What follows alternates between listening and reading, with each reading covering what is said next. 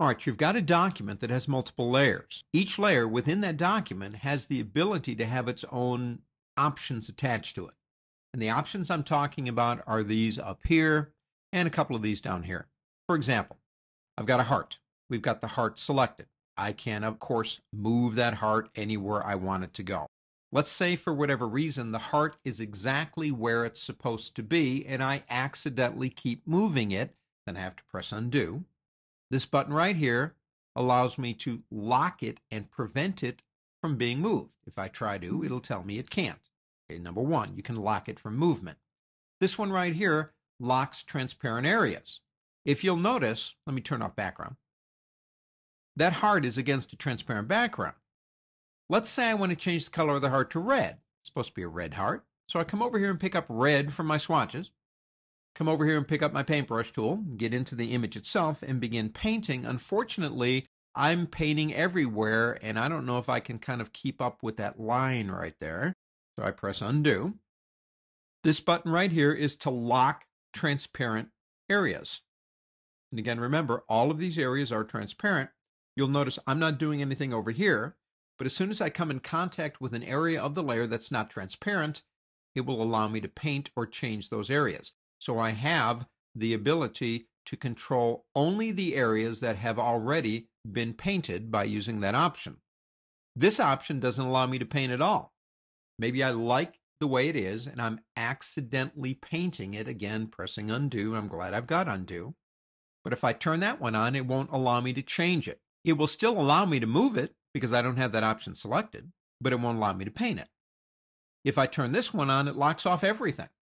No movement, no fills, no opacities, no blending modes, no nothing. Lock it down. Understand that even if I do that to this layer down here still has its own controls. Every layer has its own controls. The last one up here we'll look at, because we are going to talk about blending modes and fills later, is the option for opacity. So if I come back to this one, turn that back on, if I come over to opacity and drag, it allows that one layer to begin going transparent.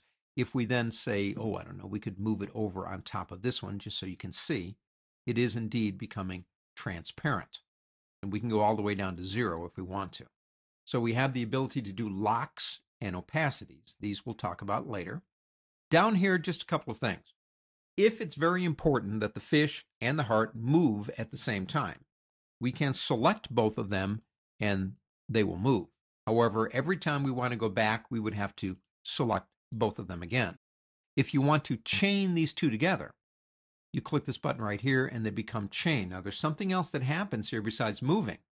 If we decide to change their size by doing a transform, both will be transformed at the same time. You can always select them both and turn that off if you want to. The heart, let's say we want to add a drop shadow. That would be this button right here. Drop shadows, inner, outer glows, anything you want. We'll just do this quick because we are going to talk about these in more detail later. Drop shadows, just click OK. We've added a drop shadow. This layer now has a sub-element underneath it indicating that it has a drop shadow. Anytime I want to, I can turn that off or turn it back on again. And of course, it will move with that document. The drop shadow will always be there for me. If I don't want this additional stuff here, I can click right there and turn it off. And basically, it goes back into the layer, not really turning it off, but it's actually preventing me from seeing it. I got more room in the layers palette. This one's for layer masks. This one's for adjustments. You have a lot of control, but remember, anytime you click one of these buttons, you're applying that particular option to that layer, not to the entire document.